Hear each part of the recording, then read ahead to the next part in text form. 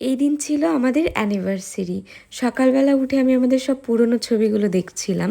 তো এখানে দেখো বিয়ের আগের ছবি থেকে শুরু করে এই যে এই ছবিটা, এই দিন হয়েছিল আমাদের রেজিস্ট্রি।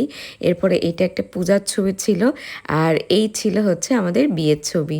তো ফাইনালি দেখতে দেখতে 1 বছর হয়ে গেছে। আর এরপরে বিকালবেলা আমি একটু রেডি হয়েছিলাম, যদিও তেমন কোনো প্ল্যান ছিল না, কিছুদিন ধরে শরীরটা ভালো না।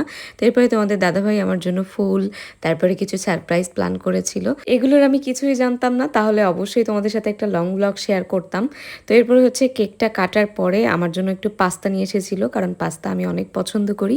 তো পাস্তা খাওয়ার পরে আমি এখানে মার সাথে বসে বসে গল্প করছিলাম। এরপরে ভাবলাম যে আমাদের বিয়ের ভিডিওটা একটু দেখি। বাই দ্য ওয়ে, তোমাদের সাথে বিয়ের ভিডিওটা শেয়ার করা হয়নি।